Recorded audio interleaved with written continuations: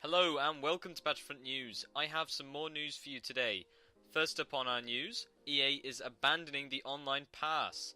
It started with Frank Gibbo, EA Label's president, saying, "The online pass program has been deep-sixed and is at the bottom of the Mariana Trench." This first telling us that the EA online pass system is completely gone, but if you need confirmation that it's not coming back ever, he comes on to say, "We're not crafting a strategy to bring the online pass back. You will not input codes to unlock your game. It's not going to happen." He even went to call it flat out dumb. That is brilliant news. That is pretty much confirmation there that as Star Wars Battlefront is going to be published by EA, it will not feature an online pass system. When you buy the game used, you may have to pay a fee perhaps to get in, but there will not be an online pass per se. I hope that you don't have to pay a fee to get in. I want to buy the game used and I just want to play it. That's what everyone wants. Keep it that way.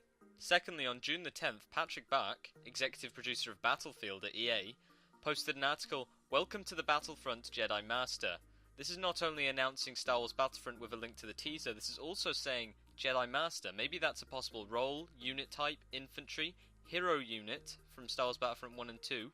Very, very popular. You could even play them in Star Wars Battlefront 2, and I'm sure they'll keep that sort of functionality in the next game. So he's pretty much not confirming, but definitely suggesting that you will be able to play as a Jedi Master in the next game. The article also goes on to talk about the original Star Wars Battlefront, and says, "It was an ambitious action shooter that gave players the opportunity to step into the shoes of their favourite Star Wars characters, pilot quintessential Star Wars vehicles, and relive classic Star Wars battles." As he's put so much emphasis on these things here, Star Wars characters, vehicles, battles, we already know that Hoth is perhaps the locale in which the teaser was set. That's pretty much confirming that they want to let players relive the classic battles. And as he's put so much emphasis on this, I'm pretty sure that's going to feature somehow in the next game. Because really, a Star Wars Battlefront without the vehicles and the characters? It's not a Star Wars Battlefront. He also says, "Fast forward nearly 10 years, and gamers still have many of those Star Wars gaming fantasies, but now they wish to experience those larger-than-life battles in magnificent high definition, with all of the amazing special effects, vehicle physics, and gameplay intensity that the next generation has to offer." Well, he just said the next generation, so we already know that's pretty much confirmed it's coming out on next gen. We know that. But what the next generation has to offer? Well, we've seen that Battlefield 4 is 64 player on consoles, so maybe he's suggesting here that Star Wars Battlefront will be 64 player on consoles. However, in Star Wars Battlefront there were bots.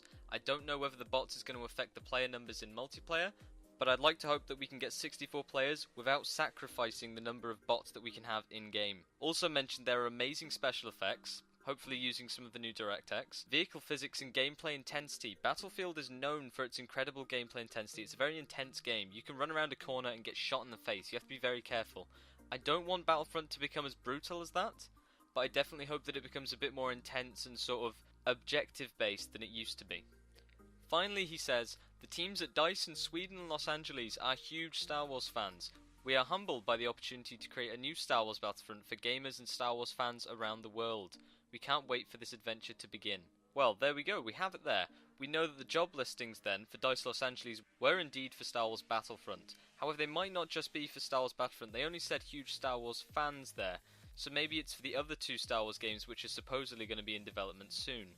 Also noticed there, DICE Sweden. So maybe DICE Sweden is going to be using some of the experience it gained in creating Battlefield 4 and the rest of the Battlefield series to help in the multiplayer aspect of Star Wars Battlefront. Our third piece of news comes from an article on VG247 stating, "Star Wars Battlefront won't just be reskinned," says DICE. Some of the fears of many Star Wars Battlefront fans was that they would take the Battlefield engine, take the Battlefield objects, vehicles, and literally just reskin them, retexture them, make some maps for it and ship it as Star Wars Battlefront. That has been confirmed as not happening. The studio has stressed that it won't just be a Battlefield and Stormtroopers clothing. Patrick Bach, the executive producer of Battlefield, said, "We don't want Star Wars plus Battlefield because that would be boring, right?" That is a great quote there because it shows that he just doesn't want to get it done quickly. He wants to make a good, fun to play game, which is what Star Wars Battlefront always was. It was always fun and addictive. So I hope they can bring those themes back. Another interesting piece of information here was that Star Wars Battlefront, although coming after the Disney Star Wars deal, was actually a brainchild of LucasArts. We always knew that LucasArts published the Star Wars Battlefront series and Pandemic created the games. However, here Buck said, LucasArts wanted DICE to build a Battlefront game. Perhaps in the dying days of LucasArts they said to DICE, you know, take the series on, carry it on, do what we couldn't do. I really hope they did, because that would be a nice thing to think that LucasArts did that at the last minute. Otherwise, I've still got the view that they sat on the IP for a very long time without really doing much with it. Fourthly, there was an article also on VG27 stating that EA believes digital bases of next gen will be a boon to revenue. It goes on to talk about COO Peter Moore, stating that the firm will be aggressively getting after the pre-order business, and also focusing more on DLC as it provides a better average revenue per user, allowing the company to get $70, $80 or $90 from the customer in total after spending the initial $60 for the game. A lot of people can say that's money whoring from EA. The DLC is optional. As far as I'm concerned, it's a great thing. If you love the game enough that you want to prolong your game time on it, you want to keep it fun, interesting and addictive, then DLC is an amazing thing. I'd much rather have DLC than an online pass, and I will be a very proud supporter of the DLC for Battlefront. Talking of DLC for Battlefront, there could also be maps, missions, hopefully campaigns, given that Star Wars has a very diverse universe of characters to take point of view from. I'm sure they could make up a few good campaigns, i.e. a clone trooper during Order 66, battle droid on the plains of Naboo and Phantom Menace. The point of view of characters is limitless. Also, the part here, aggressively getting after the pre-order business. This could be stating that they're going to have a very, very aggressive marketing strategy. Hopefully we see a lot of Star Wars Battlefront news, a lot of Star Wars Battlefront rumours. Even if they're rumours created by EA, I don't care. News is news, and I'm sure everyone wants to hear something about a game that's been in development so long and had so many bumps along the way. I hope that by aggressively going after the pre-order business, they actually release a hell of a lot of trailers, because something I've noticed with a lot of new releases at the moment is there's 1 or 2 trailers and that's it. I would much rather see a ton of trailers depicting all the different gameplay styles that you can play in the game. That way I truly do know what I'm buying, and there are a lot of reasons for me to buy it. Nevertheless, I'm pretty sure that everyone, even if it looks bad, will probably get Star Wars Battlefront. For our last 2 pieces of news, we move on to the Twitter feeds of Johan Anderson, the technical director of DICE, and Frederick Johnson, DICE's senior recruiter. Firstly, Johan Anderson received a tweet from Kevin Ali, who tweeted, "Beyond excited, you guys are making Star Wars Battlefront. One question, will the third person view be featured in the game? Just wondering." This is actually a question that's been highlighted by a lot of avid Star Wars fans who want the third person view to remain the same and not to be changed by EA, as it was a very traditional feel to playing Star Wars Battlefront. Johan Anderson tweeted back, "Glad you like it. Too early to answer any questions about the game." It's a shame that we didn't get an answer for this, and I really wish that he'd confirm the third person view, but perhaps this is also showing us an interesting bit of news in the fact that Star Wars Battlefront is still in the concept stage. Therefore, Johan Anderson can't confirm that the third person view is available just in case there's any hiccups or hitches along the way, as the game is not under full development just yet. Our final piece of news comes from Frederick Johnson's Twitter feed. Frederick Johnson is the senior recruiter at EA. Interested in working as a developer at DICE?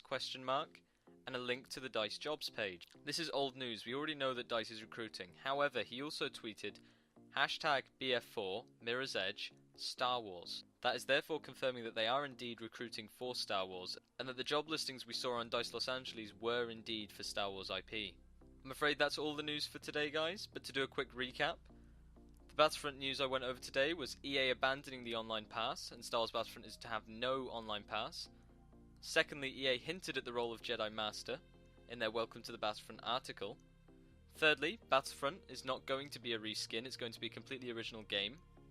Our fourth piece of information, the digitalization of the next generation, will be a boon to revenue, and that EA is going to focus on DLC, perhaps leading to Star Wars Battlefront DLC, such as map packs, skins, and weapon packs.